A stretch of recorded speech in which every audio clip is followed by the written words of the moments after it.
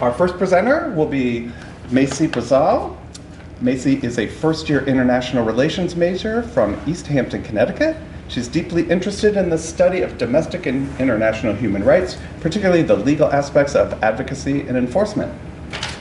All right, my printout is weird, so I gotta go down here.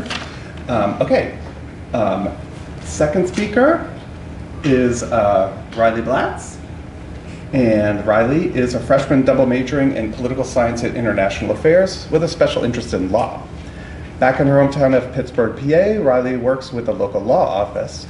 She's part of GW's Student Government Association. In her free time, she enjoys reading poetry, baking, and going for long walks on the Potomac. So do I.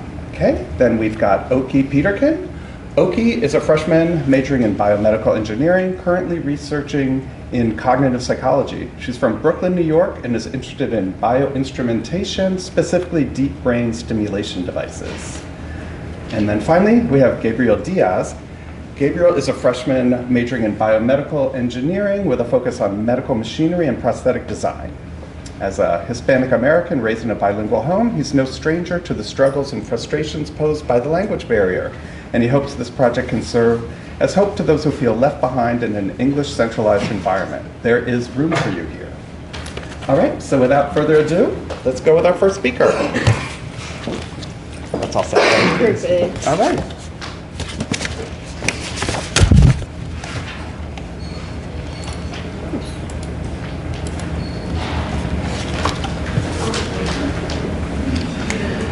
All right. Thank you, everyone, for being here. My name is Macie Brazal, and I'm a first-year student. And last semester, I took Professor Mantler's course, UW 1020, From Abolition to Home Rule.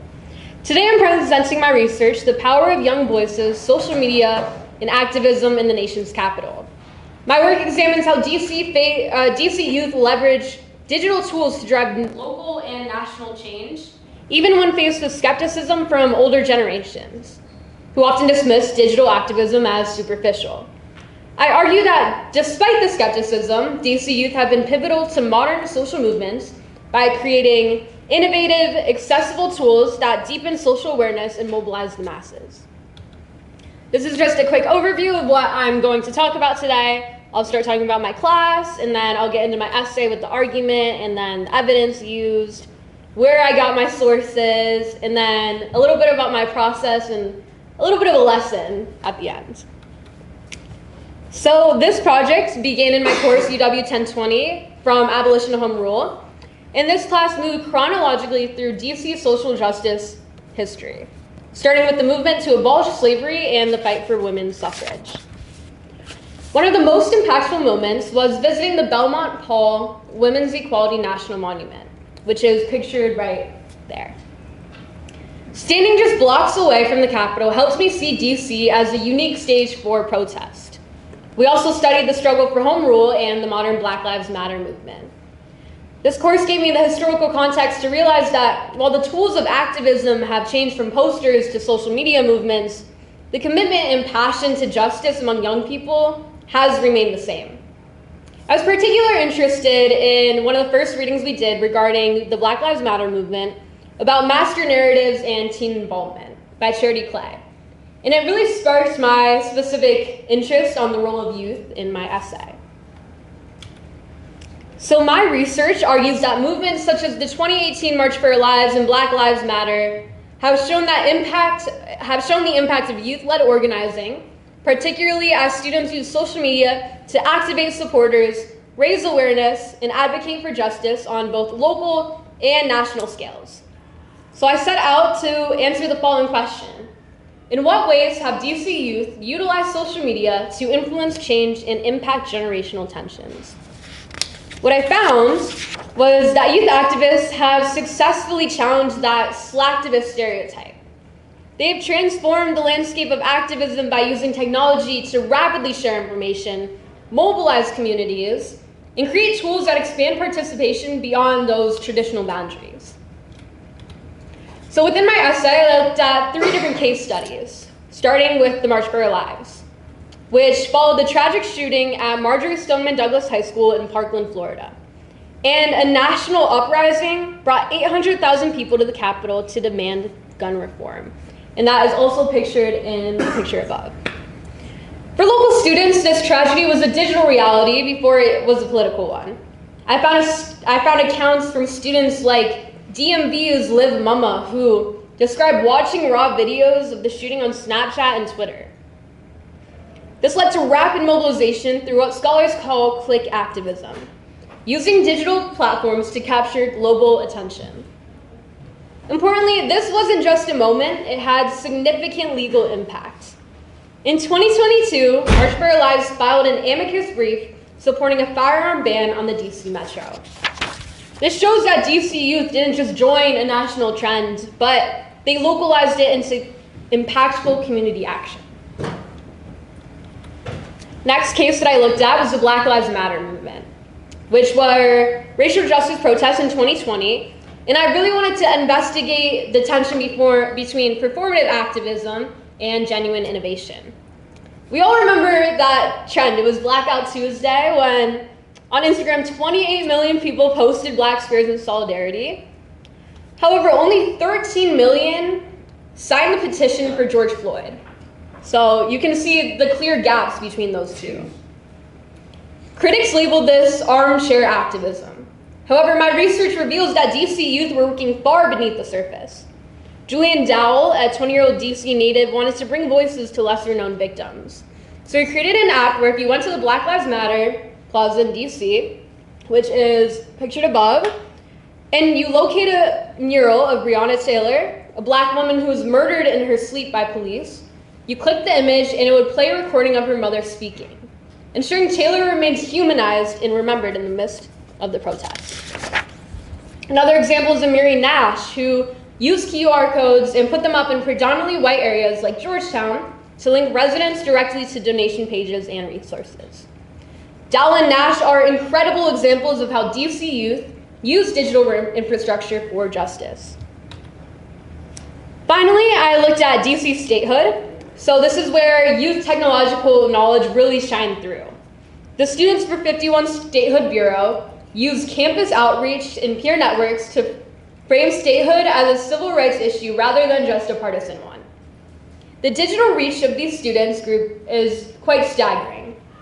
One student bureau saw its Instagram reach grow by 1,523% in a single quarter.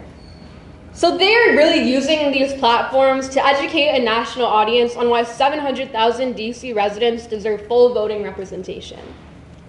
And then the picture on the top is another example of a student-organized organization, Students for DC Statehood, as well underneath a few examples of students who fought for DC statehood. So I curated my research from a wide range of academic and primary sources. I utilized 30 sources, and I navigated various search engines to build my foundation, primarily relying on Google Scholar. With the incorporation of scholar sources in my essay, I was able to facilitate a conversation between the two sources, which I then synthesized with my own original ideas. Essentially, I used these academic voices to engage with one another throughout my essay. To capture the nuance of generational tensions, I also analyzed opinion pieces to see how older generations perceived youth-led digital activism. Furthermore, I integrated data from Pew Research Center alongside student interviews and news footage to ensure that the authentic student voices were really central to my work. So I did want to talk about a little bit about my writing process, and despite being very proud of this final paper and the outcome, my journey was very, very complicated.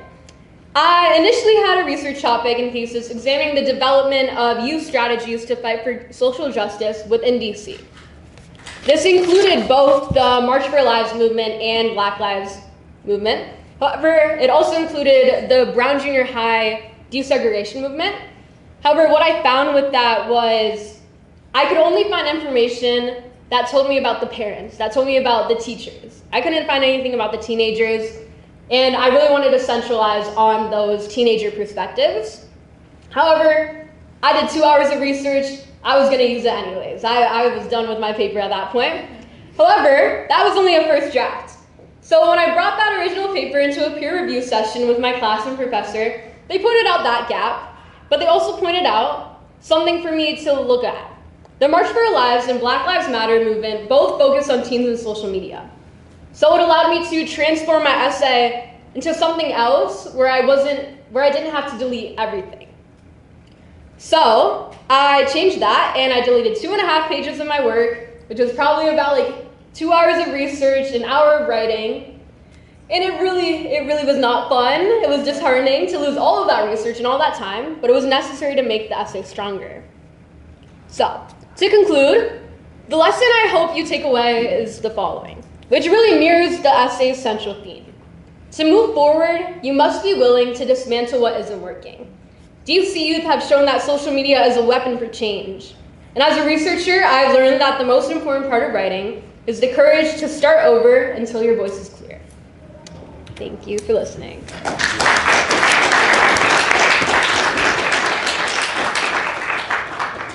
And then questions now? Oh, we can do them at the end. At the end? Okay, perfect. Great.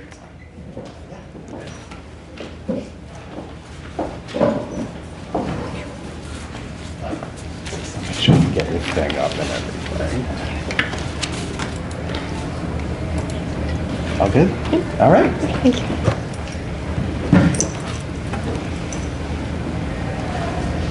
All right, good evening, everybody. Like the introduction said, my name is Riley. I took Professor Wolfe's UW class about using law as a force for social change. And for my project last semester, I chose to look at internet culture, specifically cancel culture, and how that is desensitizing people to government censorship online and in person. Before I get into kind of the bulk of my research, as well as a little bit of my writing process, I think it'll be a lot easier to follow if I define some of the key terms from my research question for you guys. So for my paper, in the sake of my project, I defined cancel culture as a digital phenomenon in which controversial statements or actions lead to the cancellation of an individual or organization, typically involving mass unfollowings, boycotting goods or products, and complete blacklisting from certain platforms. And I defined government censorship as instances in which the government violates First Amendment rights to freedom of speech or press, specifically with the intention to suppress a certain individual, idea, or ideology. For the sake of scope of my research, I decided to look at one specific case study since I thought that would allow me to address everything more thoroughly and accurately. And for that, I chose to do the United States. One, because I am most familiar with the freedoms of expression that we have here, and also because I thought with some of the current events going on at the time that we were picking research topics, it was particularly relevant to kind of the current political climate as well as the current presidential administration. Getting into some of those current events at the time and a little bit of why I chose to pick this topic, I believe it was a week or two before we had to settle on an official research topic that Jimmy Kimmel had been temporarily removed from the air following his comments about Charlie Kirk's assassination. And I know there was a lot of discourse in line as well as some in-class discussions about that and some questions that raised about the First Amendment. I had also noticed in my own time that a lot of President Trump's posts on X and Truth Social had very similar patterns and behaviors to what we see typically involved with cancel culture, which I thought was quite interesting. And I had also noticed online the media having generally a very quick turnaround with incidents like this, where one day they're so absorbed with it and they're so concerned about Jimmy Kimmel's removal from the air, and the next day they don't really care about it at all. So I thought it would be interesting to kind of look at all of that together and how everything works alongside one another and see what might be causing that. For some additional context on my project, I thought it would be most helpful to just read you a little excerpt from my actual introduction section in my paper, rather than trying to re-summarize what I had already said. So I had written, "It is widely discussed within the pre-existing scholarly conversation that cancel culture further inflames both tension and polarization, while additionally discouraging tolerance of opposing political beliefs. How this cultural shift is situated in a broader context, however, remains unanswered. Does the acceptance of ideals associated with cancel culture open the door to more harmful, real-world consequences, specifically in the political sphere? This is the question this paper seeks to explore, first examining the historical context and development of cancel culture as a response to governmental failures, before transitioning into the effects of this phenomenon, as well as the role it plays regarding the current administration. The findings of the paper are thus: cancel culture, a phenomenon shaped by both internet culture and governmental shortcomings, leads to an inherent desensitization to censorship that becomes particularly prominent in instances of democratic backsliding, such as the current example of such backsliding under the Trump administration in the United States." With that, I think I can get into kind of the actual bulk of the findings that I had throughout my research process, starting off with cancel culture itself and kind of the emergence of this ideal. I started off with examining Google Trends, actually, to see when people had been searching for the term or when it was appearing in conversations online. And I found that the initial rise in popularity happened around the late 2010s, when we simultaneously saw a rise in far-right conservative content online, specifically like the facts don't care about your feelings subculture that was being pushed by influencers such as Ben Shapiro or Charlie Kirk. And the term itself peaked in popularity right around the Capitol insurrection in 2021. And with this, I thought that that was kind of interesting to examine and look at it almost as if people were taking matters into their own hands. They felt targeted by hate speech or political violence going on in the country, and as a result decided that pushing back against certain ideas being spread online might have been the best way to approach that. Cancel culture itself, outside of a political context, leads to a few preliminary effects, such as the loss of significance, where people aren't fully understanding the weight of their actions because they're so used to seeing it spread on the internet. It's been linked to increased polarization as people are creating these echo chambers online where they're only seeing content that appeases them and that they agree with, so they tend to react more negatively when they're seeing content that doesn't fit into that sphere. And there was also an outbreak in adults reporting self-censorship almost, where they were watching what they were saying online more closely out of fear of retaliation. Along with this emergence of cancel culture on the internet, we've also developed kind of a related culture of individuals that are seen as cancel-proof, where their reputation or their personality is so heavily linked to saying things that are problematic that people kind of stop caring, which I thought was quite interesting because it very closely mirrors a legal precedent of being unable to be defamed because of how poor your reputation is. So seeing this emerge on the internet and seeing this emerge online is also very interesting, specifically when you compare cases like Kanye West, who's a celebrity, and although saying things that are problematic, it's not as important as maybe someone like Donald Trump, who does sit in office and have influence on policy, and instead of calling for whatever problematic thing Kanye West tends to call for, Trump is calling for the deplatforming of his political enemies. And it raises a lot of questions about where we draw the line on certain things like that. And then shifting more into that political side of things, I found that social media's role in politics has been increasing over time as well, with more politicians appearing online to spread their campaigns or use it to spread their policy platforms. And at the same time, we've seen an increase of adults in America getting their news from social media as the primary source of news, which creates this interesting phenomenon where people are seeing internet drama with two influencers who are beefing in the same breath that they're seeing real news about maybe someone getting arrested or a protest getting shut down. And it creates this additional loss of significance where these two things are kind of being placed on the same pedestal in terms of importance. So people are thinking and critically thinking about political events a little bit less. This is, again, increasingly important in instances with the current administration, specifically because I had considered the current president's connection to certain tech platform leaders such as Elon Musk and Mark Zuckerberg, and interestingly enough, there was a shift in algorithmic censorship as well around the time that he took office, which, although not directly related, does also raise a lot of good questions about his own relationship to somebody like Elon Musk, who is now controlling what is allowed to be said on platforms like X. And while, yes, cancel culture may be beneficial in the sense that we can be limiting the spread of problematic speech or hate speech, it also raises very interesting questions about who is allowed to make those distinctions and whether people in power should be the ones that are allowed to have influence on these algorithms and these changes on social media platforms. That was my actual research, and getting into the process just a little bit to tell you how I got there, especially because I know a lot of you are probably writing papers right now or starting to think about writing papers. I'm not sure where you're at in the class.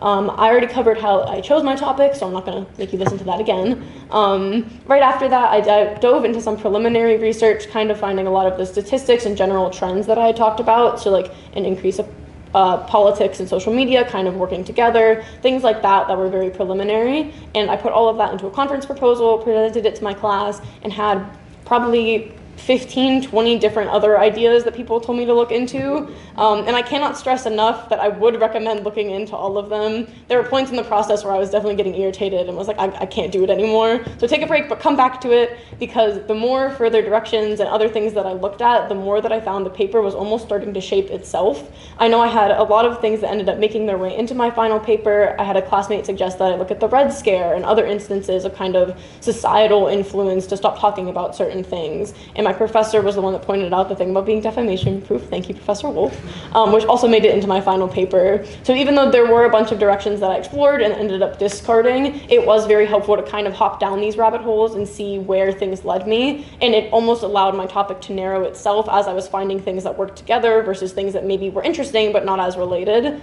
And it was definitely helpful for the process. From there, it was just a matter of writing the paper, peer editing, revising, writing more, peer editing more, and revising more until I was happy with it overall. So yeah, thank you guys for your attention today. I wish you the best of luck on your papers.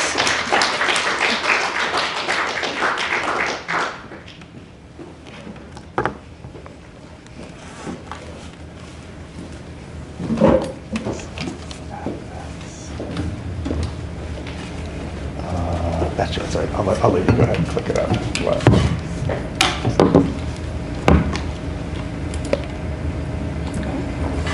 Go to View and then Slideshow. Yeah.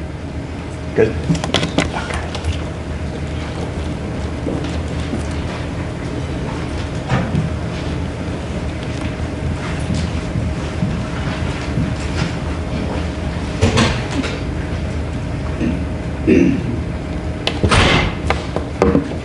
Okay.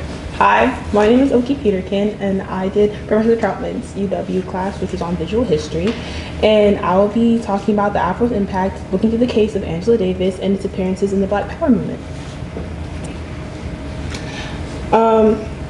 So hairstyles are a form of identity that I feel like has affected the Black community for generations. We do hairstyles based off of chemically using products to change the texture of our hair, to change the look of our hair, and to kind of reform our look into this white beauty standard.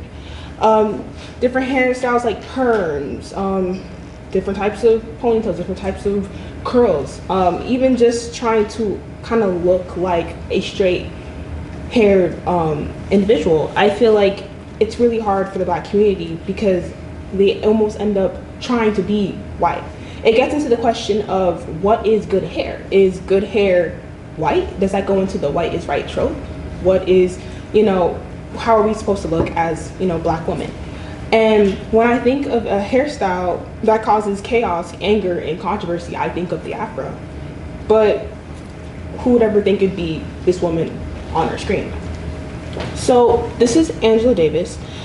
Angela Davis was never really known for Afro before, but wore it before even the Black Power movement was created. The Black Power movement was a movement that focused on just kind of like self-reliance over racial integration, trying to kind of bring out more Black pride and more appreciation for the Black community instead of giving into the white beauty standard and just white standards in general.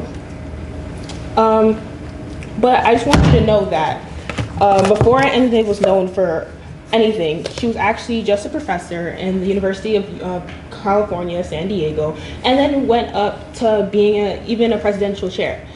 And I guess during the Black Power movement, a lot of people wore afros to use like an everyday form of resistance, trying to fight and take back, their beauty, take back who they are, and not feed into the feed into like the beauty standards itself.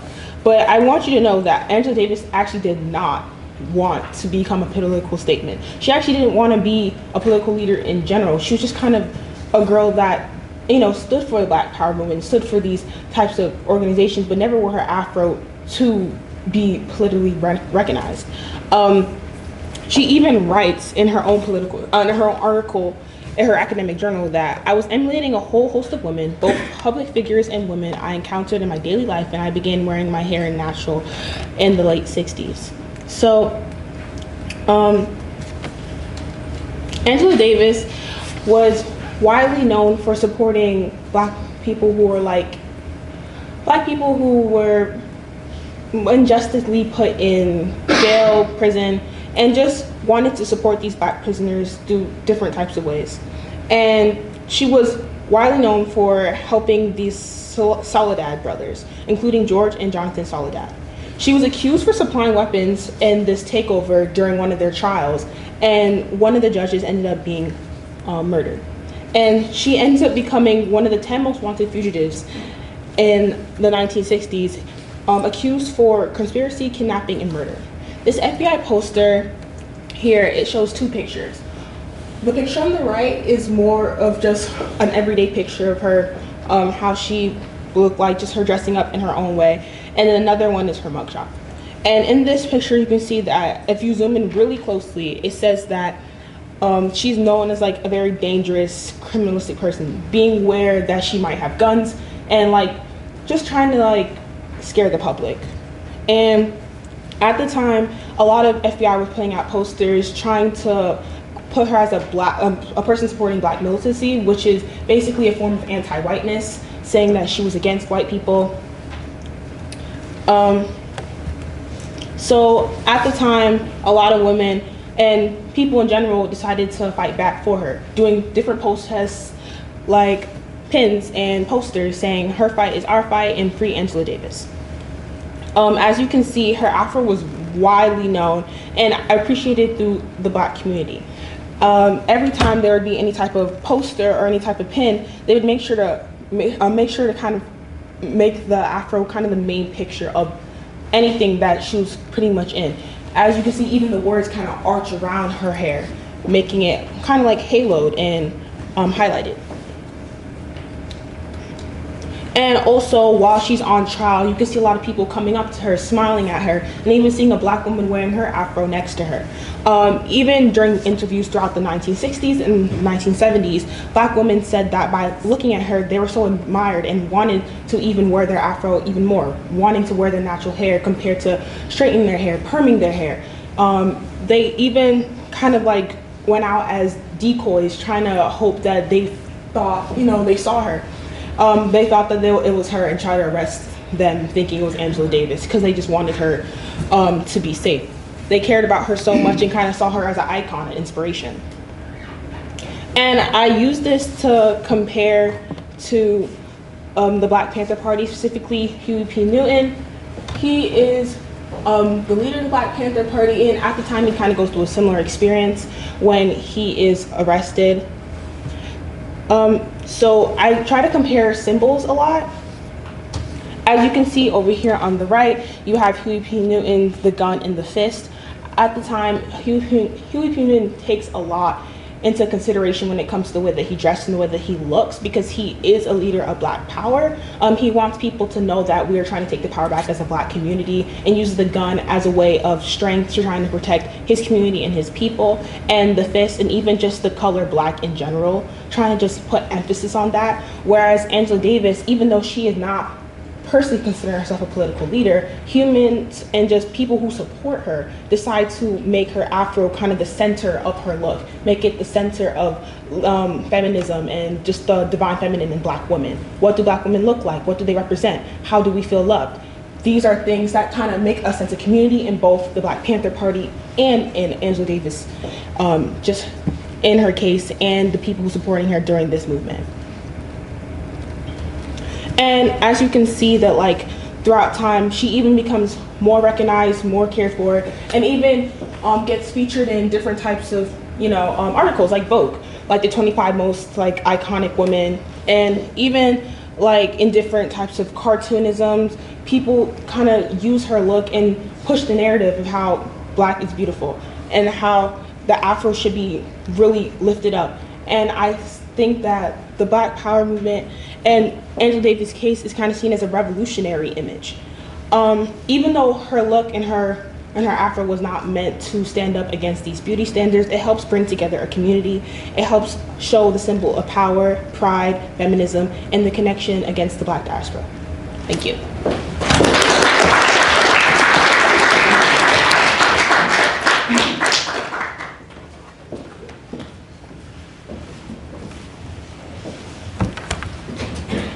Wow, we're doing great on times.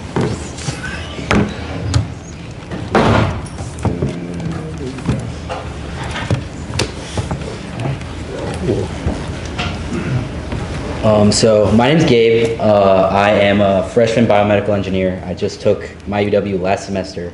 I took Dr. Barlow's Writing Science and Health because I thought it was actually the only health-related one, which is what got me interested in it. But I definitely ended up writing about something I did not expect to start with, but I think that was kind of the fun of it.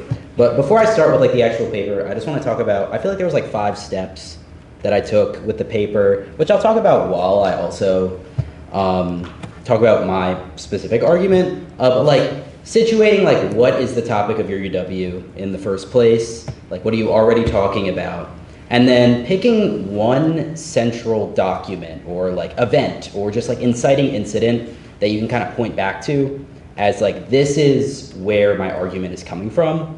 And then identify all the problems with that. Like the research part, you know, that's its own beast. But the research outline define thing, you're just gonna kind of live there for a while. Because like you'll research something, outline whatever you learned, and then find a gap, have to go back, research a little bit more, then it'll help you better define your question, and you'll research more. Like it's a lot of the same thing.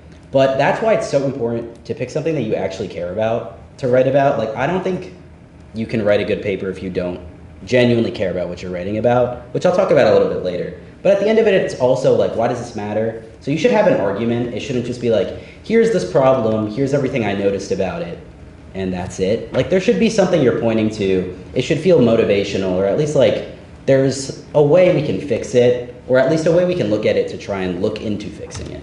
But I'm gonna kind of read this first before I get into the exact topic of my paper. This is kind of my central document that I focused around. So this executive order was established in 2000 under President Clinton, and by the authority vested in me as president, blah, blah, blah, blah, blah. We want to improve federally conducted and federally assisted programs and activities for persons who, as a result of national origin, are limited in their English proficiency. That is incredibly important. The federal government provides and funds an array of services that can be made accessible to otherwise eligible persons. So this seems good, right? Like we're working towards giving people who struggle to speak English better services. So what is the problem with it? I see a few things. One, limited, you know, who is defining limited? Like what is limited skill? Is it a test? Is it like, I don't think I'm good at it, so I'm just gonna say that I am? I also see, proficiency in what? Like speaking, writing, interpreting. There's a lot of differences in the English language. And also eligibility, like how are we defining who is even eligible? Like what classifies it? How do you go about getting that eligibility? So a lot of things wrong with this. And the reasons, the impacts of that is that the government can't help people if they can't identify them. Even if the services exist, if you can't point at the people who need it, it's not gonna go to them. So that's kind of demonstrated by this one study. There was 110 limited English proficient Spanish-speaking individuals who came into an emergency department in California in 2019, so pretty recently. 93 of them didn't get language services after they asked for it. That's an 85%, that's 85% of the people who went in didn't get that service. That's bad. That's really bad. And like you might say, okay, why don't they just ask? One, they tried. Two, a lot of people don't feel comfortable asking because they're afraid that like they're gonna get discriminated against, or their service will be poor because they're asking for more out of their medical providers. So yeah, that's just like a quote. Like a lot of individuals just feel like their doctors don't care enough, or like it's not their place to ask. And so many people just go without this care. So left to their own devices, you know, since the hospitals are not the ones that seem to be helping very often, how do they communicate? So there's 4 methods that I define, which kind of goes into my research and also outlining. Use a lot of subheadings, I will say, when you're doing your paper, because it's really good to organize everything. But yeah, 4 big classes of translation that I talked about. Ad hoc translation is basically like family members, friends, people coming in with the patient who aren't professionals or anything, but just like are trying to translate. So what happens with this, one, you can't standardize that, obviously, because it's just like if my mom came in to translate with me, she's not a professional and everyone speaks the language differently. And often, a lot of times it's just kids that end up doing it. Like if you go in with like your grandfather or something and you need to translate and you're like 7, like you can't expect that person to be a good translator, obviously. So bad. Another one is telephonic translation. So a lot of hospitals will have, like you'll see in this picture, they have like carts or cameras, services you can call to get a translator on the line, which is obviously better, it's a professional, but there's a really high likelihood of disagreement between patients and their providers when you have a phone translator, which might seem strange, but think about it a little bit. Like, it's a lot easier to argue with somebody over the phone when they're not like there in person. And there's just a lot of really low satisfaction rates because of that with telephonic translation, so still not a great method. Online translation, that's like Google Translate, ChatGPT, LLMs, things like that, which again are better than nothing, but they're really low. They're not very good with medical terminology. Google Translate has like a less than 60% accuracy rate. There was like one specific instance where in Swahili, your child is having a seizure translated to your child is dead. And there was, like, if that's your only method of translating, you have no way to check that. Like, what do you do? Like, that's bad. That's very bad. So yeah, not great. ChatGPT is a little better, but it tends to use really like complicated language, and it's just hard for like lay people to understand. Like if I'm defining like a very specific muscle in my leg as opposed to just saying like my quad, you're probably not going to know the muscle. You might know what I mean if I say thigh or quad or something. Same deal. And then in-person mediated translation, that's the one I want to focus on. That's basically like having a translator come into the building and translate. They have been trained. This is their job. Obviously, like you see the high satisfaction rates with that because these people are trained to do that. But issues come from a lot of hospitals don't really ascertain their staff's like language abilities beyond like, do you speak this language? Yes or no. And so if you go into an interview and you're like, oh yeah, I speak Spanish, great. Now they just think you can translate everything. And so you probably can't, or you don't have the skills to do that. Maybe conversationally, but like getting really specific with medical terminology is not great. And so we see issues with all of these things. Some more modern policy I'll touch on, how we're still trying to improve these things or ways that we have tried. Executive Order 14224 is by far the most recent one. This was March of last year, I believe, under the Trump administration. We don't offer these services anymore since then. We don't do anything for these people because English was declared as like the official language of the US. Since then, it's not law. So it doesn't get rid of what already exists, but it's not law to do better. So we're just kind of stuck here now. And there's a lot of census data, like we don't track a lot of these numbers anymore. We lost a bunch of resources, like lep.gov had a bunch of like translating sheets, and it had resources for looking for translators, all gone, which is obviously bad. Federal guidance following the executive order from before, again, we can like ascertain adequacy, but it talks about telephonic translation. We already talked about how that's not great. And also it's not even law, it's just guidance. So hospitals don't need to follow it. And then the Affordable Care Act also helped out, but again, like in improved rates, there's still a gap. There's still things we can do to be better about this. So, you know, what is a result of this poor care? Like millions and millions of people don't feel like the medical world is for them, and so they don't go. So how can we do better? You know, if in-person translation has the best satisfaction rates, but it's still flawed, let's try and define it. So that just kind of goes into like the argument of my paper. My policy recommendations, I defined like a translator curriculum.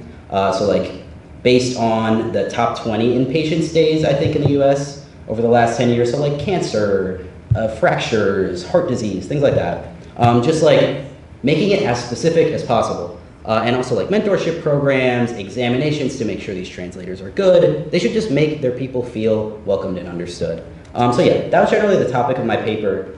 Overall, just like some general advice before I close out, pick something you care about. Like I know I said that before, but like the research is going to be difficult regardless. You should probably like it. Like it's gonna be hard either way. Pick something you like so at least it's something that you care about. Also summarize them before you reference them, like your sources. If you can't like succinctly summarize what you just read in a few sentences, you probably shouldn't be putting it in your paper. If you're embarrassed reading it out loud, don't like rewrite it. I do that a lot. If I was like writing something and I just hated how it sounded, when I said it out loud, I would like highlight it in red and go back to it and rewrite it. Don't keep everything on one screen. So like organizing things, if I had like 30 tabs on my computer, it gets really overwhelming. So if you can have like some things here, something on your Mac or something, just keeping things separate so it's not so crazy. And also just like ask for feedback. Just get eyes on your paper because every pair of eyes will see something different. So just keep reading it, keep getting other people to read it. And generally, you know, if you care, if you feel like you can do good, like it'll be a good paper. Like, don't worry about that. Just, you know, you'll get through it. But yeah, thank you. Good luck with your paper.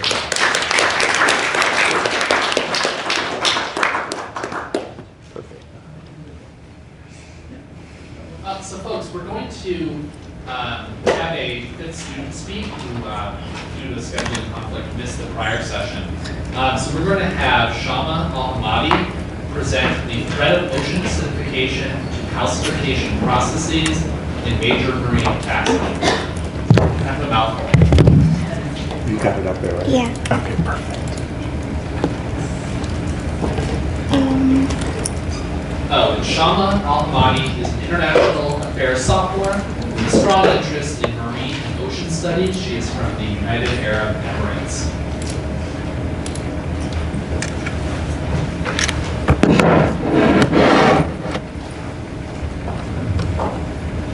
Hi guys, sorry for being late first of all.